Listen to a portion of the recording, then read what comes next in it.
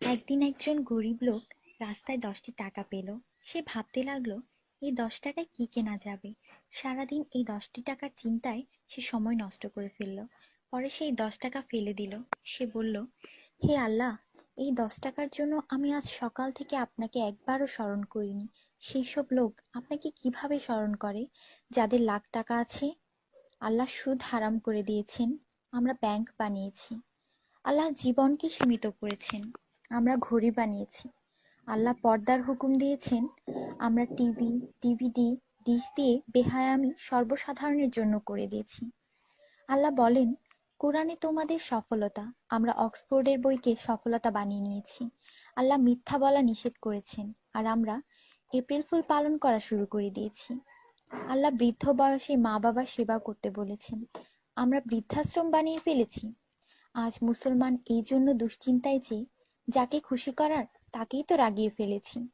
দয়া করে সবাইকে ফরওয়ার্ড করুন, কারণ নেকির দাওয়াত দেওয়ায় নেকিকারীর সমান সওয়াব পাওয়া যায়। একটু ভাবুন, আজান যখন হয় তখন টিভির ভলিউম কমানো হয়, কিন্তু নজর টিভিতেই থাকে।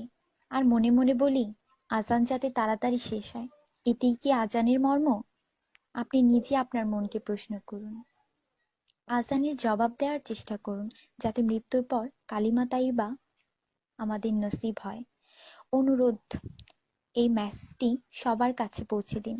বন্ধুরা, আমাদের দাওয়াতে যদি কেউ না আসে, আমরা রাগান্বিত হই। আল্লাহর পক্ষ থেকে আমাদের জন্য প্রতিদিন 5 বার দাওয়াত আসে, আর আমরা নামাজ পড়ি না। তাতে কি আল্লাহ আমাদের উপর রাগান্বিত হন না? এটি শুধু মেসেজ না, বাস্তবতা।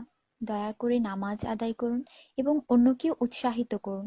যিনি এই মেসেজ পড়েন তাদের উপর আল্লাহ আরো রহমত দিন, এবং যিনি এই মেসেজ ফরওয়ার্ড করেন তার ভালো ইচ্ছা আল্লাহ পূরণ করুন এবং হিদায়াত করুন। নামাজের চিন্তা করুন, ব্যালেন্সের না। আজান শুনে উঠুন রিংটোনের মতো। কোরআন মনোযোগ দিয়ে পড়ুন, এসএমএস পড়বার মতো। জীবন সবসময় থাকবে না নেটওয়ার্কের মতো। নামাজ ত্যাগ করা মানে আল্লাহকে রাগান্বিত করা।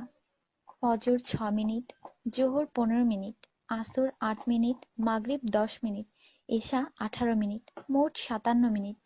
80% লোক এই মেসেজ ফরওয়ার্ড করে না। দয়া করে আপনি করুন। আল্লাহ সবার মঙ্গল করুন। আমিন।